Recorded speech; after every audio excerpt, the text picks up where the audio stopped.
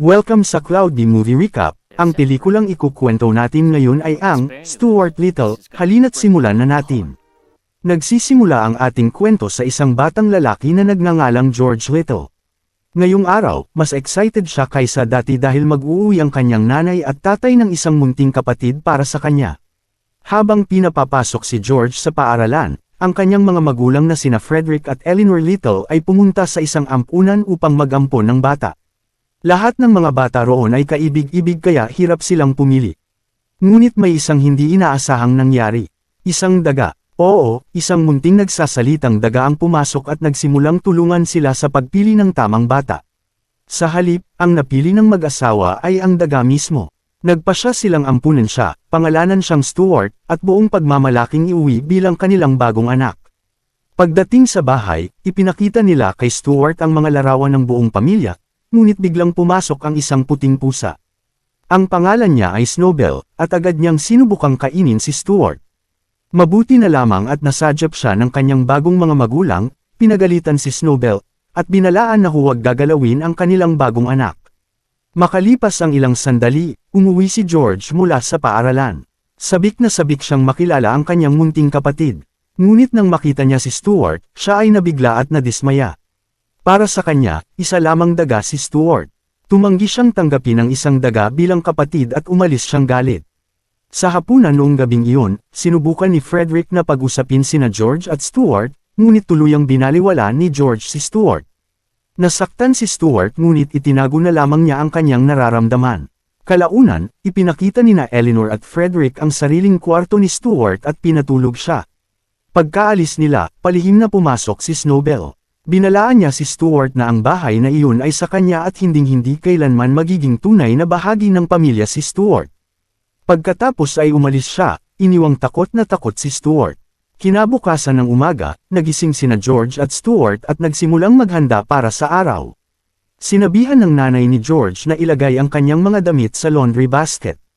Hindi napansin ni George na nasa ibaba si Stuart kaya naihagis niya rito ang kanyang damit. Pagkakamali pa, naihagis niya rin si Stuart kasama ng damit sa basket. Hindi napansin ni Eleanor at inilagay ang lahat sa washing machine. Matapos ang malakas na ikot ng makina, saka lamang napansin ni Eleanor na nasa loob si Stuart. Nagpanik siya, agad siyang hinayla palabas, at sa kabutihang palad ay ayos lang si Stuart, medyo nahilo lamang. Pagkatapos magpahinga, gumaling din siya. Kinabukasan, nag-shopping ang pamilya Little upang bumili ng damit para kay Stuart. Tumanggi si George na pumasok sa tindahan dahil ayaw pa rin niyang ituring si Stuart bilang kapatid. Kinumbinsi siya ni Frederick na sumama. Pumili si Stuart ng mga damit dahil darating ang mga kamag-anak ng pamilya ng gabing iyon. Pagsapit ng gabi, napuno ng bisita ang bahay. Inaasahan ng lahat na isang batang tao ang bagong ampon, kaya nagdala sila ng mga red along masyadong malalaki para kay Stuart. Nagulat sila sa una, ngunit unti-unti rin silang naging palakaibigan. Ibinigay nila kay Stuart ang mga regalo, ngunit hindi niya ito magamit dahil sobrang laki ng lahat. Tinawag din nila si George at hiniling na makipaglaro sa kanyang munting kapatid. Sa halip, biglang nagalit si George at sinabi sa lahat na isa lamang daga si Stuart at hindi kailanman magiging kapatid niya. Labis na nadismaya ang lahat, at labis na nasaktan si Stuart. Noong gabing iyon, dahil sa pananabik sa kanyang tunay na mga magulang, lumapit si Stuart kina Frederick at Eleanor at nagtanong tungkol sa kanila. Napagtanto ng kanyang bagong mga magulang na marahil ay hindi niya nararamdamang kabilang siya. Upang mapasaya siya, ipinangako nilang tutulungan siyang hanapin ang kanyang tunay na pamilya. Kinabukasan, bumalik sina Frederick at Eleanor sa ampunan at tinanong ang punong administrador kung may impormasyon siya tungkol sa tunay na mga magulang ni Stuart. Nangako itong titingnan ng mga tala at ipapaalam sa kanila. Samantala sa bahay, sinubukan ni Stuart na makipagkaibigan kay Snowbell, ngunit malinaw na ayaw ng pusa sa kanya. Maya-maya, nasa kusina si Stuart nang palihim na pumasok si Monty, kaibigan ni Snowbell, upang magnakaw ng pagkain. Napansin ni Monty si Stuart at agad siyang nilapitan. Natarante si Snowbell dahil ayaw niyang malaman ng ibang pusa na ang kanyang mga amo ay nag-ampon ng isang daga. Ngunit huli na ang lahat. Alam na ni Monty ang katotohanan. Tinanong ni Monty si Stuart kung bakit hindi siya tumatakbo at natatakot. May kumpiyansang sumagot si Stuart na miyembro siya ng pamilyang Little. Tumawa ng malakas si Monty. Para sa kanya, katawa-tawa na ang alaga ng isang pusa ay isang daga. Kapag ikinalat ni Monty ang balitang ito, pagtatawanan si Snowbell ng lahat ng pusa sa bayan. Dahil sa galit at hiya, hinabol ni Snowbell si Stuart sa buong bahay. Nakatakas si Stuart at pumasok sa kwarto ni George, kung saan nakita niya ang napakaraming maliliit na modelong istruktura na ginawa ni George. Naroon din si George at nagulat siyang makita si Stuart. Sinabi ni Stuart na dumalaw siya upang makasama ang kanyang kuya. Pinuri niya ang mga modelo ni George at biglang nagbago ang mood nito. Napangiti si George. Naglaro pa si Stuart ng isa sa mga modelong tren at napatawa si George sa kauna-unahang pagkakataon mula nang dumating si Stuart. Unti-unting nagbukas ang loob ni George. Ipinakita niya kay Stuart ang isang remote control na kotse at hinayaang siya ang magmaneho. Masayang-masaya si Stuart hanggang mapansin niya ang isang hindi pa tapos na modelong bangka. Tinanong niya si George tungkol dito. Ipinaliwanag ni George na ginagawa niya ito para sa isang malaking paligsahan ng bangka na gaganapin makalipas ang 2 araw, ngunit tumigil siya dahil natatakot siyang matalo sa harap ng lahat. Pinalakas ni Stuart ang loob niya at sinabing hindi ang panalo ang pinakamahalaga kundi ang lakas ng loob na sumali. Naintindihan ito ni George at nagpa siyang tapusin ang bangka. Masayang nag-alok si Stuart na tumulong, ngunit pinaalalahanan siya ni George na hindi pa rin niya siya itinuturing na kapatid. Tinanggap iyon ni Stuart at sinabing maaari naman siyang ituring na kaibigan. Napangiti si George. Iyon ang eksaktong kailangan niya, isang kaibigan. Magkasama nilang sinimulang buuin ang bangka. Nang gabing iyon, pag-uwi ni na Frederick at Eleanor, nagulat at natuwa sila nang makita ang 2 bata na nagtutulungan. Iyon ang matagal na nilang inaasam. Ngunit nakita rin iyon ni Snowbell, at labis niya itong ikinagalit. Desperado na protektahan ang kanyang reputasyon, nakipagkita siya muli kay Monty at magkasama silang nagtungo sa isang eskinita upang kausapin si Smokey, ang kinatatakutang lider ng gang ng mga pusa. Gusto ni Snowbell na mawala si Stuart upang hindi na siya mapahiya bilang alaga ng isang daga. Pumayag si Smokey. Mula noon, target na si Stuart. Dumating ang araw ng paligsahan ng bangka. Ipinakita ni na George at Stuart ang kanilang natapos na bangka. Hindi mapigilan ng tuwa ni na Frederick at Eleanor. Habang naghahanda ang mga bata, isang batang may pinakamalaking bangka ang namutya kay George at sinabing naroon lamang siya upang matalo. Panghinaan ng loob si George, ngunit pinaalalahanan siya ng kanyang ama na mag-focus at gawin ang kanyang makakaya. Malapit nang magsimula ang karera, dinala ni na George at Frederick ang bangka sa panimulang lugar, ngunit ang remote control ay naiwan sa isang bangko sa malapit. Inutusan ni George si Stuart na kunin ito. Sinubukan ni Stuart, ngunit masyadong mabigat ang remote para sa kanya. Hindi niya sinasadyang mahulog ito at nadaganan ng sapatos ng isang tao, tuluyang nasira. Labis na nalungkot si George. Umupo siya sa isang bangko, pakiramdam niya ay talo na siya. Masama ang loob ni Stuart dahil sa kanya ay hindi na makakasali si George. Samantala, sinubukan ni na Frederick at Eleanor na aliwin ang kanilang anak habang nagsisimula na ang karera nang wala sila. Ngunit sa sandaling iyon, gumawa ng matapang na desisyon si Stuart. Tumalon siya papunta sa bangka at siya mismo ang nagmaneho. Nagulat ang lahat. Wala pang nakakakita ng isang dagang nagmamaneho ng bangkang pangkarera. Napansin iyon ni George at biglang napalitan ng tuwa ang kanyang lungkot. Mahusay na minanyebre ni Stuart ang bangka at naungusan ang iba. Ngunit ang batang may pinakamalaking bangka ay sinadyang banggain ang iba, isa-isang pinapalubog ang mga ito. Ang susunod niyang target ay si Stuart. Binangga niya ang bangka ni Stuart, dahilan upang maipit ang layag nito sa mas malaking palo. Nagsimulang lumubog ang bangka ni Stuart. Mabilis na nag-isip si Stuart, umakyat sa palo at pinutol ang lubad, itinali ang mga layag upang makaligtas. Napalaya ang bangka sa tamang oras at nanatiling nakalutang. Gayunpaman, nawala ng kontrol ang malaking bangka at diretsyong tumungo kay Stuart. Sa isang mabilis na liko, naiwasan ni Stuart ang banggaan at humarurot pasulong, tumawid sa finish line bilang una.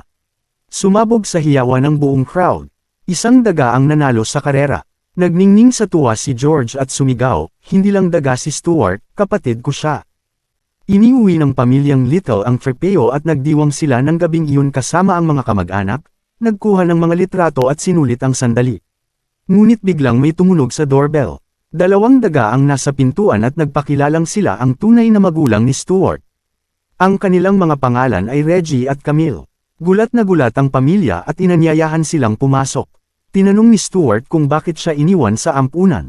Sinabi ni Reggie na noon ay masyado silang mahirap para alagaan siya, ngunit ngayong mayaman na sila, gusto na nila siyang bawiin. Nadurog ang puso ni na Frederick at Eleanor, ngunit pumayag silang pakawalan si Stuart sa paniniwalang baka mas magiging masaya siya sa kanyang tunay na pamilya.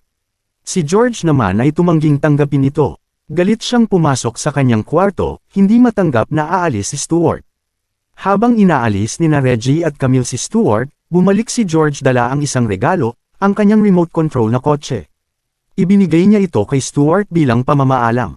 Umalis si Stuart sakay ng laruan, malungkot at litong-lito. Ayaw niyang iwan ang mga little, ngunit wala siyang magawa. Dinala ni na Reggie at Camille si Stuart sa kanilang bahay na maliit at masikip. Labis na nang ulila si Stuart sa kanyang pamilya. Samantala, ganoon din ang lungkot ni na Eleanor at Frederick. Pagkatapos, dumating si Mrs. Kipper, ang namumuno sa ampunan, dala ang nakakagulat na balita. Matagal nang namatay sa aksidente ang tunay na mga magulang ni Stuart. Nabigla ang mga little. Agad silang nag-report ng kidnapping sa pulis. Lumabas ang katotohanan. Hindi kailanman naging magulang ni Stuart sina Reggie at Camille. Pinilit lamang silang magkunwari dahil tinakot sila ni Smokey, ang leader ng mga pasang kalye. Simple lang ang layunin ni Smokey, tuluyang mawala si Stuart at maprotektahan ang reputasyon ni Snowbell. Nang makialam na ang pulis, nataranta si Snowbell. Tumakbo siya kay Smokey at inamin ang lahat. Binalaan siya ni Smokey na hindi na dapat bumalik si Stuart sa mga little. Inutusan niya sina Reggie at Camille na dalhin si Stuart sa gubat kung saan plano ng mga pusa na patayin siya. Ngunit hindi masama ang puso ni na Reggie at Camille. Palihim nilang sinabi kay Stuart ang totoo. Napuno ng saya si Stuart. Sa wakas, makakauwi na siya, ngunit binalaan siya ni Reggie na huwag munang bumalik. Lahat ng pusa sa lungsod ay magtatangkang kainin siya. Hindi nakinig si Stuart. Tumalon siya sa laruan ni George at mabilis na umalis, determinadong hanapin muli ang kanyang pamilya. Alam na ngayon ng mga pasang kalye na papunta si Stuart sa parke. Nagkalat sila upang tambangan siya. Samantala, naghahanda ang pamilya Little ng mga missing poster sa buong lungsod. Habang mabilis na tumatakbo si Stuart sa parke sakay ng kanyang laruan, napagtanto niyang hindi na niya maalala ang daan pauwi. Huminto siya at nag-isip, umaasang gagabayan siya ng kanyang alaala. Ngunit bago pa niya malaman ang direksyon, lumitaw sina Smokey at ang kanyang grupo mula sa lahat ng panig. Agad na naunawaan ni Stuart na nandito sila para patayin siya. Tumalon siyang muli sa laruan at tumakas habang hinahabol ng mga pusa. Dumaan siya sa damuhan at nahulog sa isang kanal, bumagsak sa loob ng drainage pipe. Hinabol siya ng mga pusa, ngunit walang nang ahas na sumunod sa tubig. Takot na takot silang mabasa, kaya umalis sila, iniisip na ang ilog na ang tatapos sa kanya. Ngunit hindi pa tapos lumaban si Stuart. Tinangay siya ng agos hanggang sa makita niya ang labasan. Tumalon siya palabas at nakaligtas. Basang-basa at pagod na pagod, sa wakas ay narating ni Stuart ang kanyang bahay. Pumasok siya, ngunit wala roon ang pamilya. Katahimikan lamang ang kanyang nadatnan. Biglang pumasok si Snowbell. Tinanong ni Stuart kung nasaan ang pamilya. Nagsinungaling si Snowbell. Sinabi niyang mas masaya raw ang mga little mula nang umalis si Stuart. Araw-araw raw silang lumalabas, kumakain sa mga restaurant, at nagsasaya. Sinabi niyang ayaw na nilang bumalik si Stuart. Ipinakita pa niya ang litrato ng pamilya na ginupitan ng mukha ni Stuart. Malamig niyang sinabi na sinadya nila iyon at ayaw na nila siyang alalahanin. Nadurog ang puso ni Stuart. Kahit ganoon, nagpasalamat pa rin siya kay Snowbell at tahimik na umalis ng bahay. Pinanood siya ni Snowbell habang papalayo, ramdam ang bigat ng sarili niyang kasinungalingan. Ilang sandali pa, umuwi ang mga little. Nakaupo si George sa tabi ng telepono, umaasang may tatawag na nakakita kay Stuart. Nang makita ni na Frederick at Eleanor ang lungkot ng kanilang anak, lalo silang nawalan ng pag-asa. Biglang pumasok si Monty at inanunsyong papunta si Stuart sa parke at hinahabol siya ng lahat ng pusa sa lungsod.